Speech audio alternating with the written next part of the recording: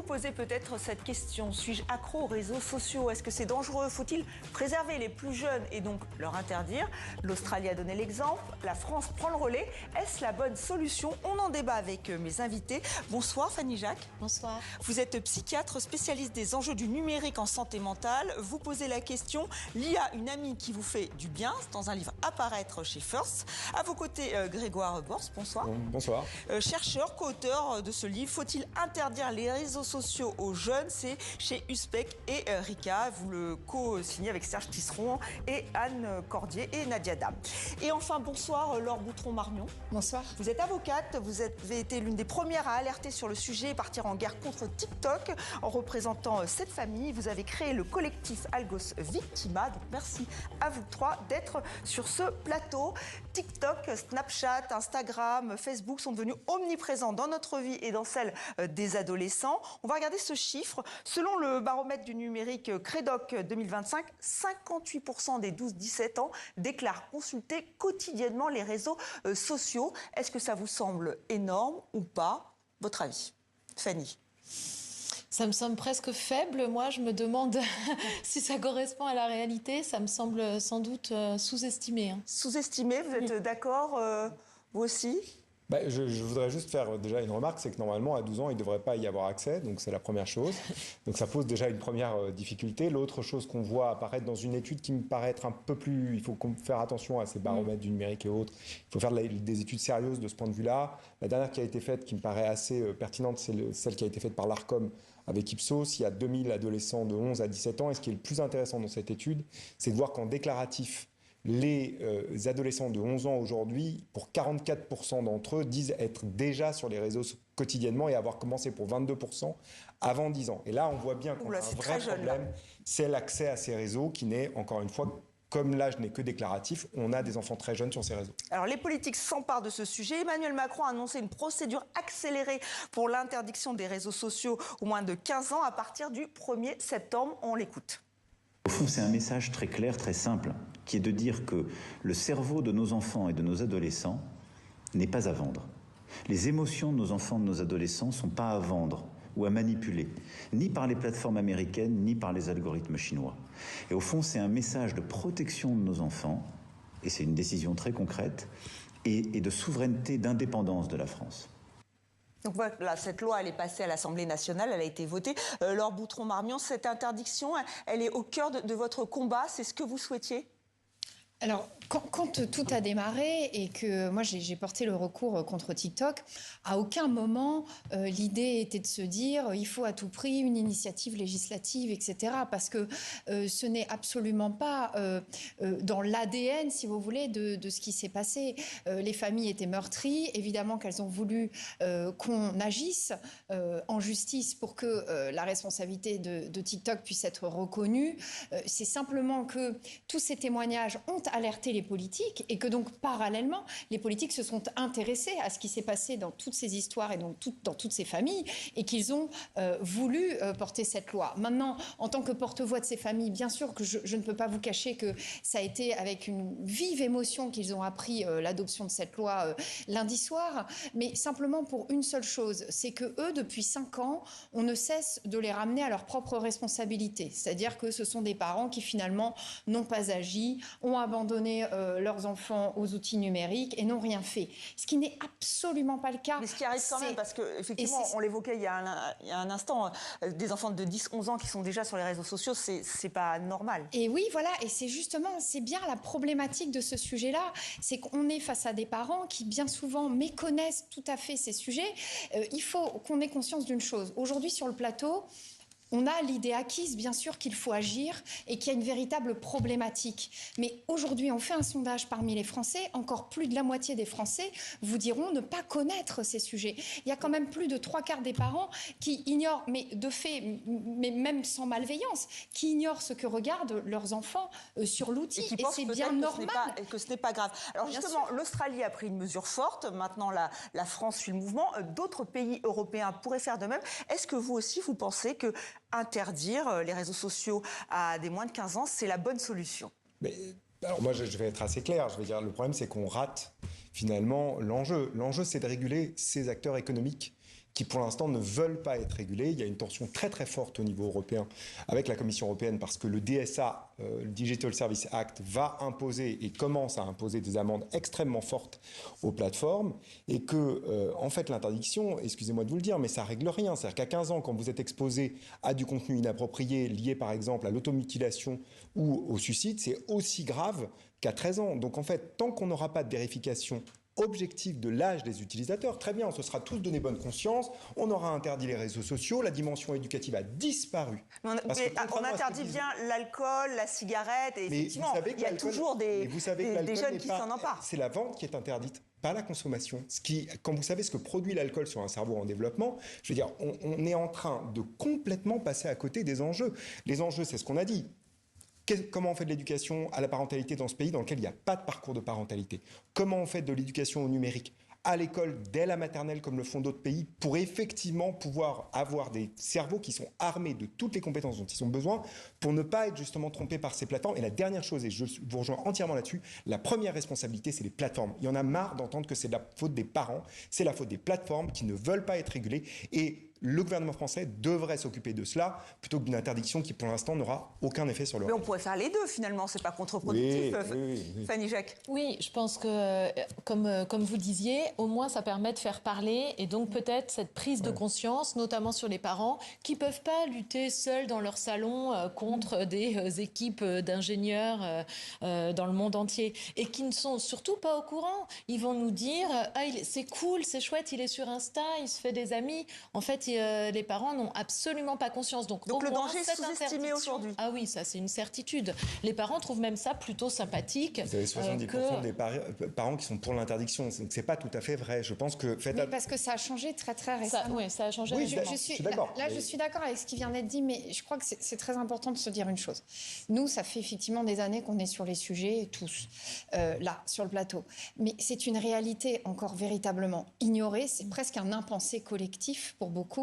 Et là, moi, je trouve que le recours de la loi, il est majeur parce qu'à un moment, c'est fixer un curseur. Je suis entièrement d'accord avec vous sur le fait que, bien sûr que c'est aussi le DSA, etc. Mais les plateformes, pour resserrer l'étau aussi de la responsabilité, c'est par un jeu aussi d'équilibre des forces. Et reste que c'est pas pour rien que la Commission européenne a donné le go aux États membres pour fixer une limite d'âge. C'est que ça signifie que normalement, si tout se passe comme ça devrait se passer, la France va prendre sa loi, si bien que les Italiens vont nous suivre, les Espagnols, etc., etc. Et là, il va y avoir un rééquilibre des forces. Oui, vous ne pensez pas justement que ça informe les plateformes vont enfin pouvoir un minimum se mettre au mais je rappelle à tout le monde qu'il y a eu la loi Marcangeli il y a quelque temps, qu'elle a été déclarée non conforme au droit européen. Donc on a tous dit attention, attention, maintenant il y a la majorité numérique, ça veut dire qu'avant 15 ans, vous n'avez pas le droit d'ouvrir un compte sans l'autorisation de vos parents. Ça n'a eu aucun effet sur le réel. Tant qu'on ne vérifie pas l'âge. Non mais soyons clairs, tant qu'on ne vérifie pas l'âge de façon objective, avec une vraie problématique, parce qu'il y a des problématiques RGPD qui se posent, c'est-à-dire aujourd'hui il n'y a que des solutions privées qui existent pour reconnaître les utilisateurs et l'âge des utilisateurs. Je suis désolé, c'est une question totalement ouverte. Est-ce qu'on va accepter que des entreprises privées captent une partie de nos données pour vérifier l'âge des utilisateurs? C'est pas des questions triviales. J'ai un peu l'impression que les politiques là... Non, c'est des questions importantes. On va y revenir. Je vous propose juste d'écouter les principaux concernés, en tout cas pour cette interdiction, donc de jeunes gens qui ont été interrogés sur cette question. J'ai 17 ans, mais je suis encore tout le temps sur mon téléphone. Des fois, mes parents ils me parlent, j'écoute même pas, je suis sur mon téléphone. Et ouais, franchement, ce serait bien pour les moins de 15 ans. Moi, j'aurais préféré ne pas avoir de réseau avant 15 ans. Je trouve ça nul. Je sais pas, je pense qu'on est assez responsable de se diriger tout seul pour avoir nos réseaux sociaux. Je pense que ça peut être quand même une bonne idée, même si je pense très sincèrement que les règles vont être contournées par beaucoup de personnes. À chaque fois, franchement, il y aura toujours un moyen de contourner les règles. Et on en revient justement, comment contrôler l'âge? Est-ce que ça, vous vous dites, oui, c'est une question importante et il va falloir trouver des solutions? Oui. Mais pour pouvoir trouver des solutions et plancher sur les solutions, il faut aussi un renversement de la vapeur et un renversement des mentalités. Aujourd'hui, on ne l'avait pas. Il y a tout un tas d'ingénieurs qui ont planché sur des systèmes. D'ailleurs, même au stade de l'Union européenne, et la France va devenir pays test cette année avec d'autres pays sur des systèmes à double anonymat. Pourquoi ça a pu être fait aussi? C'est parce que depuis, on va dire, 2 ans, la digue se fissure plus que plus et que donc on commence à entendre les ingénieurs qui travaillent sur ces sujets-là. J'aurais 2 réponses à faire. D'abord, la loi Marcangeli, vous avez tout à fait raison. La France a encore été pionnière cette fois-ci. En 2023, on a une loi qui tombe sur ce sujet-là. Elle n'est jamais rentrée en vigueur. Mais pourquoi elle n'est pas rentrée en vigueur? Parce qu'à l'époque, la Commission européenne disait encore c'est chasse gardée. Ce n'est plus le cas aujourd'hui. Donc les lignes bouges, on voit. La loi française ne réagira pas. Enfin, là, aujourd'hui, si une loi passe, ça ne sera pas la même chose. Et puis, le deuxième chose que j'aimerais dire, parce que ça, c'est très important. Effectivement, beaucoup, depuis lundi, je les entends parler sur la captation des données, comment on va faire. Alors, est-ce qu'on pourrait arrêter d'être hypocrite 2 secondes? Aujourd'hui, ces applications-là, elles sont gratuites. Pourquoi elles sont gratuites? Parce que du coup, nos enfants sont les produits. Donc, on capte déjà leurs données, leurs comportements, et ce sont des données qui sont utilisées déjà. Donc, dans l'état d'esprit, ce sont déjà, en fait, des données qui sont exploitées par ces plateformes. Donc, bien sûr que c'est des sujets qu'il va falloir, évidemment, discuter avec sérieux. Mais quand on entend les députés, ils disent bien que c'est petit 1, la loi est promulguée, petit 2, bien sûr, on travaille à comment on l'applique. On va revenir sur un procès qui est en cours en ce moment aux États-Unis. Mais Fanny Jacques, j'aimerais savoir, est-ce qu'on est vraiment accro? Est-ce que tout est fait pour que notre cerveau soit accro? Et c'est encore plus dangereux si ce sont des jeunes. Voilà, oui, moi je suis là en tant que médecin, donc vraiment pour essayer d'expliquer cette partie de dépendance. Et même si je suis d'accord avec vous, je pense que plus on en parle et plus les parents, la collectivité peuvent prendre conscience de tout ça. Donc oui, il y a une vulnérabilité biologique du cerveau des ados, en fait. C'est une sorte de Ferrari émotionnel avec les freins en construction, un cerveau d'ado, parce que le cortex préfrontal qui régule justement la prise de recul, il termine sa maturation vers 22-25 ans, alors qu'en revanche, les émotions, ils sont pleines balles, la récompense également. Donc finalement, cette interdiction, c'est protéger et être contre des systèmes qui vont utiliser la vulnérabilité biologique des cerveaux d'ados pour pouvoir... Oui. Il est là le vrai sujet. Parce que oui, c'est ça l'enjeu, c'est de prouver que tous ces algorithmes, ils ne font que nous inciter à reconsommer, parfois même des choses qu'on ne veut plus voir, mais on a cliqué. C'est ça ce qui se joue là. Il y a un procès qui s'ouvre en Californie où une jeune Californienne effectivement porte plainte. Elle dit que tout a été fait pour la rendre addict. C'est ça qui peut changer? Alors, il y a quand même un gros problème, c'est qu'il faut qu'on fasse attention. Il y a dans ce pays un certain nombre d'expertises qui sont menées, dont l'expertise de l'ANSES. L'ANSES, c'est plus de 1000 publications qui ont été regardées par 50 experts.